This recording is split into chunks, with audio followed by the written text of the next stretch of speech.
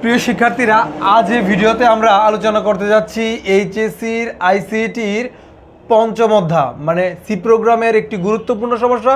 সেটি হচ্ছে মৌলিক সংখ্যা নির্ণয়ের মানে প্রাইম নাম্বার নির্ণয়ের ফ্লোচার্ট এবং সি প্রোগ্রাম। আজ এই ভিডিওতে আমরা চাইব একদম ধরে ধরে পুরোটা বিশ্লেষণ করার, যেন আর আগামীতে আমাদের পরীক্ষায় কোনোভাবেই ভুল না হয়। তাহলে দেখো, আমরা কথা না বাড়িয়ে পুরোপুরি একদম আমাদের মূল আলোচনায় চলে যাই। মৌলিক সংখ্যা, আমাদের মৌলিক সংখ্যার ফ্লোচার্টই বলো আর সি প্রোগ্রামই বলো, এটা তৈরি করার আগে আমাদের জানতে হবে মৌলিক সংখ্যা কোনগুলো। আমাদের যে 1 থেকে 100 পর্যন্ত যে সংখ্যাগুলো রয়েছে এর মধ্যে তো প্রত্যেকটি তো আর মৌলিক নয়। আমরা জানি এর মধ্যে 25টি হচ্ছে মৌলিক সংখ্যা। এখন কথা হচ্ছে কোন শর্তের অবলম্বনে শুধু আমাদের 25টি মৌলিক সংখ্যা হয়েছে, বাকিগুলো কেন হলো না। এই কথা হচ্ছে এরকম যে প্রত্যেকটা মৌলিক সংখ্যা মানে মৌলিক সংখ্যা হতে গেলে আমরা জানি যে মৌলিক সংখ্যাকে আমরা 1 এবং ওই সংখ্যা দিয়ে নিঃশেষে বিভাজ্য করতে পারবো, মানে নিঃশেষে ভাগ করতে পারবো। তাহলে আমি উদাহরণস্বরূপ ধরতে পারি যে 7 একটি মৌলিক সংখ্যা। আমরা কিন্তু জানি যে মৌলিক সংখ্যা আমাদের 2 থেকে স্টার্ট হয়েছে। তাহলে 2, 3, 5, 7 এগুলো হচ্ছে আমাদের মৌলিক সংখ্যা। সেই ক্ষেত্রে আমরা অবশ্যই বলতে পারি তাহলে 7 একটি মৌলিক সংখ্যা। তাহলে 7 যে মৌলিক সংখ্যা, এটা আমাদের এই বোঝার টেকনিকটা হচ্ছে এরকম: 7কে আমরা 1 দ্বারা ভাগ করতে পারবো নিঃশেষে, এবং ওই সংখ্যা মানে ওই সংখ্যা বলতে আমি 7কেই বুঝিয়েছি। তাহলে আমরা 7কে 7 দ্বারাও নিঃশেষে ভাগ করতে পারি, 1 দ্বারাও নিঃশেষে ভাগ করতে পারি। এছাড়া যদি আর কোনো সংখ্যা দ্বারা যদি ভাগ না করতে পারি তাহলেই হচ্ছে এই সংখ্যাটি মৌলিক সংখ্যা। তাহলে আমরা মৌলিক সংখ্যা কীভাবে বুঝবো? শুধু মৌলিক সংখ্যাকে 2 বার নিঃশেষে ভাগ করতে পারবো, একটা হচ্ছে 1 আর একটা হচ্ছে ওই সংখ্যা। আর এই দুইটা ব্যতীত মানে এই 2 বার ব্যতীত যদি আমরা 3 বার অথবা 4 বার ভাগ করে ফেলতে পারি তাহলে সেটা আর মৌলিক সংখ্যা থাকবে না, সেটা হয়ে যাবে আমাদের যৌগিক সংখ্যা। তাহলে আমি একটু উদাহরণস্বরূপ আর একটু বুঝাই যে আমি ধরলাম এখন 8 একটি সংখ্যা, এই সংখ্যাটি কি মৌলিক না যৌগিক সেটা আমরা পরীক্ষা করব। তাহলে আমাদের করণীয় কী হবে যে মৌলিক সংখ্যা যদি 2 থেকে আমাদের স্টার্ট হয়েছে তাহলে আমাদের 2, 3, 4, 5, 6, 7, 8। তাহলে 2 তো মৌলিক সংখ্যায় এবং 8 তো ওই সংখ্যায়। তাহলে এই দুইটাকে যদি আমরা বাদ দিই তাহলে এই ভিতর কিন্তু অনেকগুলো আমরা সংখ্যা দেখতে পাচ্ছি। তাহলে এই 2 আর এখানে রয়েছে আমাদের 8, এই দুইটি সংখ্যা ব্যতীত আমাদের মাঝের যে সংখ্যাগুলো, এই সংখ্যাগুলো দিয়ে যদি আমরা এটাকে নিঃশেষে বিভাজ্য করতে পারি তাহলে সেটা অবশ্যই কী হয়ে যাবে? যৌগিক সংখ্যা হয়ে যাবে। আর একটা বড় কথা হচ্ছে এরকম যে 2 দিয়েও যদি আমরা ভাগ করতে পারি সংখ্যাটাকে তাহলে অবশ্যই সে যৌগিক হয়ে যায়। কারণ আমি কিন্তু মৌলিক যে সংখ্যা নির্ণয়ের যে টেকনিকটা দিয়েছিলাম সেখানে বলেছিলাম যে 1 এবং ওই সংখ্যা দ্বারা শুধু ভাগ যাবে। তাহলে 1 এবং ওই সংখ্যা দ্বারা ভাগ গেলে সর্বোচ্চ 2 বার ভাগ গেল, তাহলে সে মৌলিক। আর এগুলো ব্যতীত যদি অন্য সংখ্যা দ্বারা ভাগ চলে যায় তাহলে সে আর মৌলিক থাকবে না, যৌগিক হয়ে যাবে। তাহলে এখানে দেখতে পাচ্ছি যে 2 তো আর আমাদের মৌলিক সংখ্যা ট্রামে পড়ে না। তাহলে যদি আমরা 2 দ্বারাও এটাকে ভাগ করতে পারি তাহলে সে কিন্তু যৌগিক হয়ে যাচ্ছে। আর এখানে আমি 1 লিখলাম এই কারণেই, কারণ আমাদের মৌলিক সংখ্যা শুরু হয়েছে 2 থেকে, যার জন্য আমরা এখানে 1কে স্কিপ করে রেখেছি। তাহলে কথা হচ্ছে এরকম, যদি এখানে আমরা 7 লিখি তাহলে 7কে তো আমি আগেই বলেছি যে 1 দ্বারাও ভাগ করতে পারি আমরা, এবং 7কে 7 দ্বারাও ভাগ করতে পারবো। এগুলো ব্যতীত যদি আমরা এর মাঝে যে এই অন্তর্ভুক্ত রয়েছে যে সংখ্যাগুলো, যেমন 2 থেকে 6 পর্যন্ত, এইগুলো দ্বারা যদি আমরা ভাগ করতে পারি নিঃশেষে তাহলেই সে যৌগিক হতে পারবে। আর যদি এই সংখ্যাগুলোর মধ্যে কোনো একটি সংখ্যা দ্বারাও যদি আমি নিঃশেষে ভাগ না করতে পারি তাহলেই সে মৌলিক থাকবে। এই ছিল মূলত মৌলিক এবং যৌগিকের কাজটা। আমি এখন এটার ফ্লোচার্টটা আলোচনা করব, আর কথা বাড়াবো না। আমরা ধরে নিই যে 7 হচ্ছে একটি সংখ্যা, এটাকে আমরা n দ্বারা প্রকাশ করতে পারি যে এই 7 আসলে কি যৌগিক না মৌলিক তা নির্ণয়ের আমাদের ফ্লোচার্ট তৈরি করতে বলা হয়েছে, বা যে কোনো একটা সংখ্যা মৌলিক না যৌগিক তা নির্ণয়ের জন্য আমাদের ফ্লোচার্ট তৈরি করতে বলা হয়েছে। তাহলে আমরা এটা কীভাবে করব? তাহলে ফ্লোচার্ট তৈরি করতে গেলে প্রথমে আমাদের এই শুরুর যে চিহ্নটা ডিম্বাকারকৃতি তা দিতে হবে, এবং এটাতে লিখতে হবে আমাদের স্টার্ট। তারপরে লিখতে হবে আমাদের একটা ইনপুট আউটপুটের গড় লিখতে হবে, যেখানে আমাদের n এর মান ইনপুট করব, যার জন্য আমরা একটা রম্বসের মতন গড় রাখলাম এবং লিখলাম যে ইনপুট n এর মান আমরা ইনপুট করব। এখানে কিন্তু n এর মান 7। আচ্ছা, তারপরে আমাদের একটা প্রসেসর ঘর আসবে এবং এখানে আমাদের ইনিশিয়াল যে ভ্যালুগুলো তা এখানে ডিক্লেয়ার করতে হবে, মানে প্রাথমিক অবস্থায় মানগুলো লিখতে হবে। আমি কিন্তু কিছুক্ষণ আগে বলেছিলাম যে আমাদের মৌলিক সংখ্যা শুরু হচ্ছে 2 থেকে, যার জন্য আমাদের ইনিশিয়াল ভ্যালু মানে আই আমাদের হবে 2। আর এই আইটা বোঝানোর জন্য আমি আবার একটু কাজ করছি। যেমন আমরা যেহেতু 7কে আমরা এই নির্ণয় করব যে মৌলিক না যৌগিক, তাহলে আমরা যদি চিন্তা করি 1 2 3 4 5 6 7 এই হলো সংখ্যা। তাহলে 7কে আমরা 1 দ্বারা ভাগ করতে পারি এবং 7 দ্বারা ভাগ করতে পারি, তা আমি কিছুক্ষণ আগেও বলেছি, কারণ মৌলিক সংখ্যা ক্ষেত্রে এই টার্মগুলো অবশ্যই মানে। তাহলে এই মধ্যবর্তী সংখ্যাগুলো ওইগুলো সংখ্যা দ্বারা যদি নিঃশেষে ভাগ করে ফেলতে পারি আমরা 7কে, তাহলে কিন্তু সে মৌলিক থাকবে না, সে হয়ে যাবে যৌগিক। তাহলে আমাদের ভাগের প্রক্রিয়াটা চলবে কিন্তু এই মধ্যবর্তী সংখ্যাগুলো দিয়ে। আমাদের এখানে n হচ্ছে 7, হ্যাঁ, এই 7কে আমাদের চেষ্টা করতে হবে যে তার মধ্যবর্তী সংখ্যাগুলো দ্বারা ভাগ করার। তাহলে এই মধ্যবর্তী সংখ্যাগুলো দিয়ে যদি ভাগ করবো তাহলে এইগুলি হচ্ছে আমাদের আই। তার মানে আমরা এনকে আই দ্বারা এখানে ভাগ করবো, যার জন্য আমাদের প্রথম অবস্থায় আই কিন্তু 2 হবে। আর আমার আগেই বলেছি যে আমাদের এক মৌলিক সংখ্যায় না, যার জন্য এটাকে বাদ দিয়েছি, এর জন্য লিখেছি আই ইকুয়াল 2। আর আরেকটা কাজ হচ্ছে আমরা কমনের প্রত্যেকটা দ্বারা এই ভাগ করে যাব, এখানে আয়ের মান কিন্তু বৃদ্ধি পেয়েই যাবে। আর একটা কাউন্টার আমরা সেট করে দেবো কাউন্টার ইকুয়াল 0, কারণ আমরা জানি অলরেডি মৌলিক সংখ্যার ক্ষেত্রে যে 2 বার ভাগ যায়, তাহলে 2 বার ভাগ যায় এটা আমরা আগের থেকেই জানি তার শর্ত অনুযায়ী। তাহলে 2 বারের অতিরিক্ত যদি আরও একবার ভাগ চলে যায়, 2 বারের অতিরিক্ত যদি আরও একবার ভাগ চলে যায়, মানে এই যে মধ্যবর্তী সংখ্যাগুলো এই সংখ্যাগুলো দিয়ে যদি আমরা এই 7কে নিঃশেষে একবার ভাগ করে ফেলতে পারি, তাহলে কিন্তু আর 2 বারটা 2 বার রইল না, সেটা হয়ে যাবে 3 বার, যার জন্য আমাদের এই কাউন্টারের মান পরিবর্তন হয়ে যাবে। যদি 2 বারই থেকে যায় তাহলে আমাদের কাউন্টার ইকুয়াল 0, যার জন্য কাউন্টার ইকুয়াল 0 মানটা আমি সেট করে দিয়েছি। আর যদি এই মধ্যবর্তী সংখ্যাগুলো কোনো একটি দ্বারা 7কে নিঃশেষে বিভাজ্য করতে পারি, তাহলে কিন্তু আমাদের বলতে পারি যে 3 বার ভাগ চলে গেল, তাহলে কিন্তু আর কাউন্টার ইকুয়াল 0 থাকবে না, কাউন্টার ইকুয়াল প্লাস হয়ে যাবে, মানে কাউন্টারের মান বৃদ্ধি পেয়ে যাবে। এই কাউন্টার প্লাস হওয়া মানে সেটা আর মৌলিক নয়, সেটা হয়ে যাবে আমাদের যৌগিক। এই হচ্ছে আমাদের কাজ। আমি আবার বলছি, আমাদের এখানে প্রসেসের করে আমাদের ইনিশিয়াল কাজটা করতে হবে। প্রথম অবস্থা আমাদের আয়ের মানটা ডিক্লেয়ার করতে হবে, প্রথমে হচ্ছে আয়ের মান 2, আর ক্রমান্বয়ে কিন্তু সেটা বাড়বে। আর একটা কাউন্টার সেট করে দেবে, সেটা হচ্ছে কাউন্টার ইকুয়াল 0। এই 0 দ্বারা বুঝিয়েছি যে 2 বারই আমাদের ভাগ যাবে, আর এটা প্রথম অবস্থা সেট করা। যদি এই 2 বারের বেশি ভাগ চলে যায় তাহলে তার এটা কাউন্টার 0 থাকবে না, কাউন্টার প্লাস হবে। এই আলোচনা আমরা পরবর্তীতে বুঝবো। আর এই যে আমাদের একটা শর্তের গড় বা একটা ডিসিশন সিম্বল, সেখানে আমাদের কাজ হবে আই এবং এন এর সম্পর্কটা এখানে ডিক্লেয়ার করা। আমি যদি এখানে চিন্তা করি এন কোনটি, এন হচ্ছে আমাদের কিন্তু 7, আর আই হচ্ছে আমাদের তার মধ্যবর্তী সংখ্যাগুলো। এখানে আয়ের সর্বোচ্চ সীমা হচ্ছে 6 আর এন হচ্ছে 7, তাহলে এখানে স্পষ্ট বুঝতে পারছি এন হচ্ছে বড় এবং আই হচ্ছে ছোটো। তাহলে এই সম্পর্কটা এখানে ডিক্লেয়ার করবো যে আই লেস দেন এন, এই কথাটা বলবো, কারণ এই সম্পর্কের খাতিরে মূলত আমাদের ভাগের প্রক্রিয়াটা চলবে। এই জিনিসটা যদি সত্য হয় তাহলে আমরা এদিক দিয়ে আমরা ইএস কমান পাবো, যদি সত্য হয় তাহলে আমরা ইএস কমান পাবো এবং আমাদের পরবর্তী কাজটা করব। পরবর্তী কাজ বলতে বুঝেছি যে ভাগের প্রক্রিয়াটা আমরা কি করব, এনকে আই দ্বারা ভাগ করবো। তাহলে এখানে লিখবো এন মডিউলাস আই, এবং এটাকে ভাগ করতে হবে নিঃশেষে, মানে 0 পেতে হবে। আমরা যদি এনকে আই দ্বারা নিঃশেষে ভাগ করতে পারি তাহলেই কিন্তু আমাদের এই কমানটা ইয়েস হবে, আর যদি না করতে পারি তাহলে কিন্তু আমাদের কমানটা নো হবে। প্রত্যেকটা ডিসিশন ঘরের 2টা পার্ট হয়, যেমন একটা এই দিক দিয়ে দেখতে পাচ্ছি ইয়েস, আর এই দিক দিয়ে হবে আমাদের নো।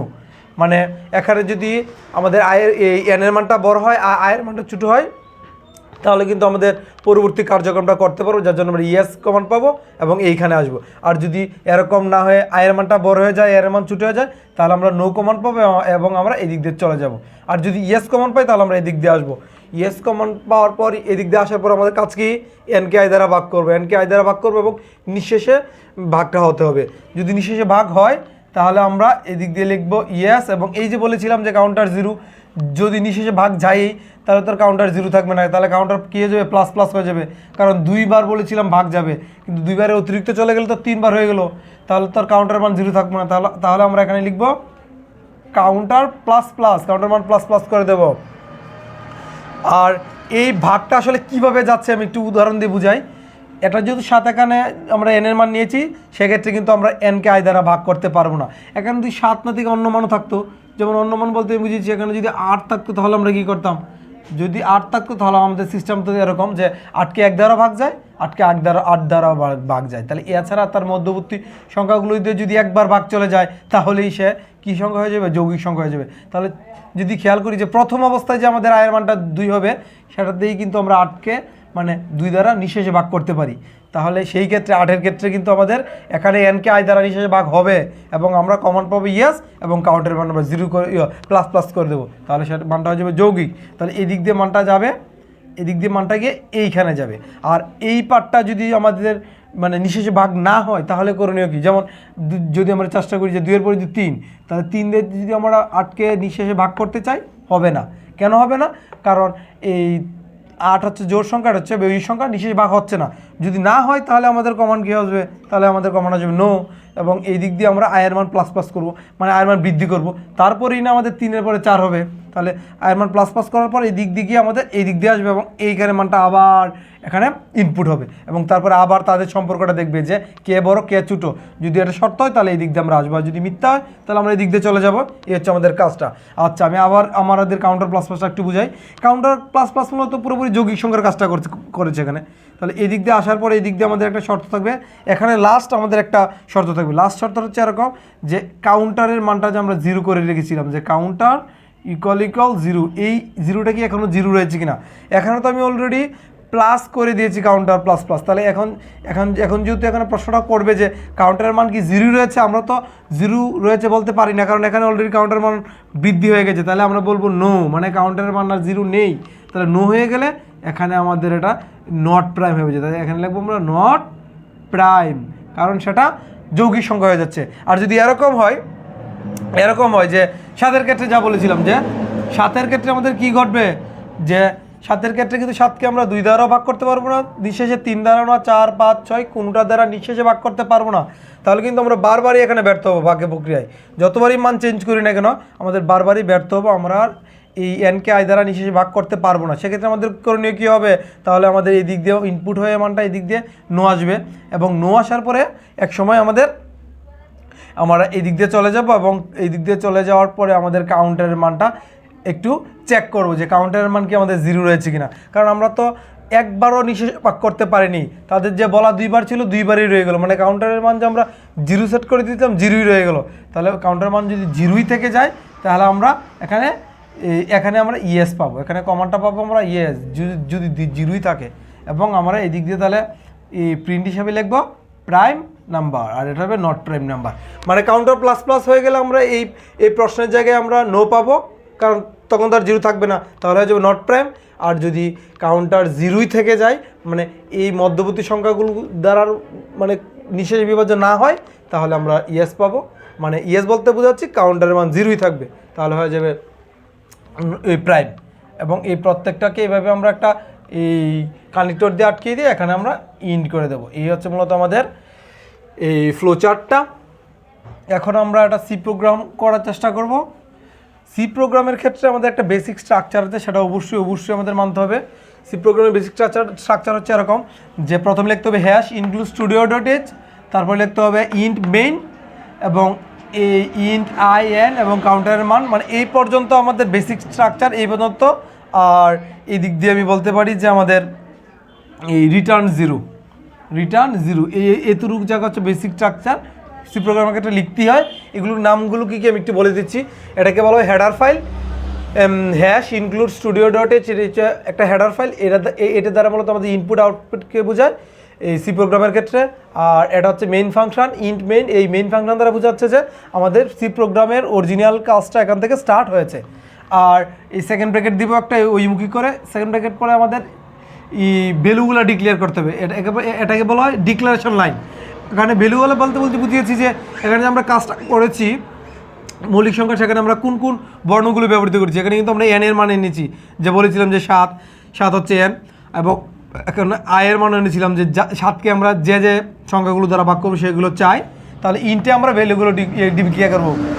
তাহলে প্রথমে লিখবো আমরা আই, তারপর লিখলাম এন এবং কাউন্টার ইকুয়াল 0। এখানে একটা কাউন্টার সেট করে দিয়েছিলাম, সেটা আনবো। এইগুলোকে বলা হয় ডিক্লারেশন। তাহলে আমরা সেকেন্ড ব্র্যাকেটের পরে ডিক্লারেশন কাজটা করলাম। তারপরে আমাদের ইনপুট আউটপুটের কাজ, মানে মানগুলোর মধ্যে প্রবেশ করাতে হবে। তাহলে আমাদের সি প্রোগ্রামের ক্ষেত্রে যদি আমাদের কোনো মান ইনপুট করতে চাই, মানে ইউজার থেকে যদি কোনো মান ইনপুট করতে চাই, সেটা আমরা প্রিন্ট এফের মাধ্যমে নিই। তাহলে লিখবো প্রিন্ট অফ এন্টার, প্রিন্ট এফে লিখবো আমরা এন্টার অ্যান ইন্টিজার নাম্বার, মানে একটা ইন্টিজার জাতীয় নাম্বার যেন ইউজার কী করে ইনপুট করে। এখানে আমরা যা লিখবো তাই প্রদর্শিত হবে সি প্রোগ্রামের ক্ষেত্রে। তাহলে এখানে যে কোনো মান আমরা ইনপুট করতে পারি, কারণ আমার যে কোনো সংখ্যা কি আমরা মৌলিক সংখ্যা কিনা চেক করতে পারি। তাহলে ইনপুট হচ্ছে মূলত আমাদের মানটা প্রবেশ করানোর জন্য, আর মানটাকে শো করানোর জন্য, দেখানোর জন্য বা প্রদর্শনের জন্য আমরা স্ক্যানএফ ব্যবহার করি। তাহলে লিখবো স্ক্যানএফ, সেখানে স্ক্যানএফে আমরা মডুলাস ডি দিব। এই মডুলাস ডি দ্বারা বোঝাচ্ছি মূলত আমরা ডেসিমাল সংখ্যাকে, এবং এটাকে ইনভার্টেড কমার মধ্যে আটকে দিব, এবং একটা আমরা অ্যাড্রেস চিহ্ন দেবো। হ্যাঁ, অ্যাড্রেস চিহ্ন দিয়ে আমরা লিখে দিব এন, মানে এখানে মূলত কিন্তু আমরা এন এর মানটাই আমরা কী করবো ইনপুট করবো, যার জন্য আমরা লিখেছি এন। এখানে যদি আমরা এ এর মান ইনপুট করতাম, লিখতাম এখানে এন, একটা এন চিহ্ন দিয়ে আমরা এখানে লিখে দিব এন। আর এখানে যদি আরও সংখ্যা থাকতো, মানে আরও বেশি যদি ইনপুট থাকতো, মানে এ ভি, তাহলে আমরা এভাবে এন চিহ্ন লিখতাম এ, তারপরে একটা ক্ষমা ইউজ করে আবার এন চিহ্ন লিখতাম বি। এই ছিল আমাদের বেসিক কাজ, এগুলো মূলত সব ক্ষেত্রে লিখতে হয়। হ্যাঁ, হেডার ফাইলগুলো এবং ইনপুট আউটপুটগুলো, মেইন কাজ আমাদের এইখান থেকে শুরু, আমাদের শুরু। কারণ আমরা যে মৌলিক সংখ্যার কাজটা করব, সেক্ষেত্রে কিন্তু আমাদের ক্রমান্বয়ে চেক করতে হয়েছিল। দেখতে পাচ্ছিলাম যে কী দেখতে পাচ্ছিলাম যে 7 যে একটি মৌলিক সংখ্যা, সেটা চেক করার ক্ষেত্রে আমরা যেটাকে 2 দ্বারা ভাগ করছিলাম, 3, 4, 5, 6 এগুলো দিয়ে ক্রমান্বয়ে ভাগ করছিলাম, যেটাকে আমরা আই বলছিলাম। তাহলে ক্রমান্বয়ে যদি ভাগটা পুনঃপুনবার করেছিলাম, সেটাকে আমরা বলবো লুপ। সেখানে একটা লুপ ডিক্লেয়ার করতে হবে, যার জন্য আমরা একটা ফর লুপের সাহায্য নিব। ফরে আমাদের 3টা ভ্যালু বসে, ফরে 3টা, সেটা প্রথমটাকে বলা ইনিশিয়াল ভ্যালু, তারপরে হচ্ছে কন্ডিশন মানে শর্ত, তারপর হচ্ছে ইনক্রিমেন্ট। মানে প্রথম যে ভ্যালুটা প্রথম যে ভাগ করবো, সেটা আমরা কিন্তু খেয়াল করে দেখতে পারবো যে বলেছিলাম যে 1 মৌলিক সংখ্যা না, তাহলে আমাদের প্রথম অবস্থায় কিন্তু আয়ের মানটা হয়েছিল 2। তাহলে আমরা 7কে কিন্তু ট্রাই করেছি 2 দ্বারা ভাগ করা, যার জন্য লিখেছি আই ইকুয়াল 2। আর এটা হচ্ছে আমাদের শর্তটা যে আই লেস দেন এন, এই যে শর্তটা এখানে ছিল।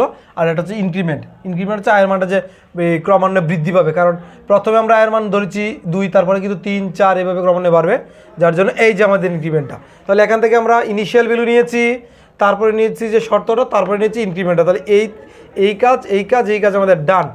এখন হচ্ছে আমাদের আরেকটা শর্ত, সেখানে লিখবো আমরা ইফ, এবং এই ইফ শর্তের মধ্যে আমাদের যে কাজটা করতে হবে সেটা হচ্ছে যে মূলত যে ভাগের কাজটা কি, যে আমরা বলেছিলাম এনকে আই দ্বারা নিঃশেষে ভাগ করতে হবে, এন মডুলাস ডি, এই মডুলাস চিহ্ন দ্বারা বোঝা যাচ্ছে যে ভাগ শেষ, আমরা নিঃশেষে ভাগ করবো, এনকে আই দ্বারা নিঃশেষে ভাগ করে দেখবো 0 আসে কিনা, মানে ভাগ শেষ 0 আসে কিনা। যদি ভাগ শেষ 0 আসে, তাহলে আমাদের কিন্তু কাউন্টারের মানটা প্লাস হয়ে যাবে। তাহলে আমাদের এই জায়গায় কিন্তু যে কাজটা করছি, এতটুকু জায়গায় পুরোপুরি যৌগিক সংখ্যা রিলেটেড কাজটা করছি, মানে নট প্রাইমের কাজটা করছি। তাহলে এটা যদি নিঃশেষে ভাগ হয়, তাহলে কাউন্টারের মান কিন্তু আর 0 থাকবে না, হয়ে যাবে প্লাস যদি হয়ে যায়, তাহলে আমরা ব্রেক করে দেবো, প্রোগ্রামটাকে থামিয়ে দেবো, কারণ আমরা অলরেডি বুঝে গেছি এই সংখ্যাটা হচ্ছে যৌগিক, মানে নট প্রাইম। তাহলে এতটুকু কাজ হচ্ছে আমাদের যৌগিক সংখ্যার জন্য। আর যদি এটা না হয়, তাহলে ইফ, আরও একটা শর্ত আনলাম যে ইফে বলবো যে কাউন্টার ইকুয়াল কি 0, 0, মানে প্রত্যেকটা কাজে আমার সি প্রোগ্রামে এখানে উঠে আসবে, ফ্লো চার্টের পুরো কাজটা এখানে আসবে। তাহলে আবার ইফে লিখবো যে কাউন্টার ইকুয়াল কি 0, 0, মানে কাউন্টার মান কি 0 আছে কিনা। তাহলে 0 বলতে বুঝিয়েছি যে আমরা বলেছিলাম যে মৌলিক সংখ্যার ক্ষেত্রে মৌলিক সংখ্যাকে 1 এবং ওই সংখ্যা দ্বারা ভাগ করা যাবে, তাহলে এখানে 2 বার ভাগ করা যাবে। তাহলে এই 2 বার ব্যতীত যদি আর ভাগ না করা যায়, তাহলে কিন্তু কাউন্টার মান 0ই থাকবে। তাহলে কাউন্টার মান যদি 0 থাকে, তা আমরা অনায়াসে প্রিন্ট করতে পারি যে প্রিন্ট এফ, আমরা মডুলাস ডি দিয়ে লিখতে পারি ডি ইজ প্রাইম নাম্বার, এবং নিউ লাইন দিয়ে লিখিয়ে দেবো।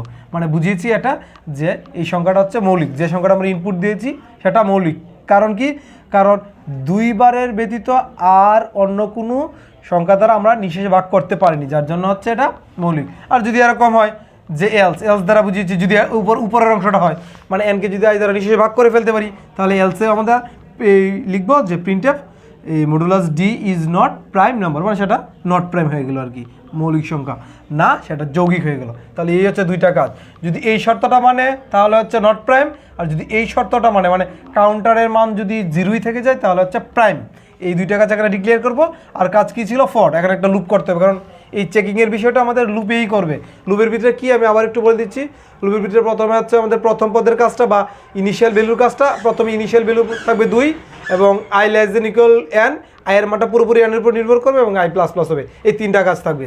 আর পুরো আমাদের প্রোগ্রাম শেষে আমাদের লিখে দিতে হবে রিটার্ন 0 এবং এটাকে সেমিকোলন দ্বারা ক্লোজ করে দিতে হবে এবং আমাদের একটা ব্র্যাকেট দ্বারাও এই পুরো প্রোগ্রামটা ক্লোজ করে দেবো, কারণ এখানে এই ব্র্যাকেটটা ছিল কিন্তু এই দিক দিয়ে, যে এই সেকেন্ড ব্র্যাকেট ছিল এইমুখী এবং এই সেকেন্ড ব্র্যাকেটটা করে দেবো আমাদের এইমুখী।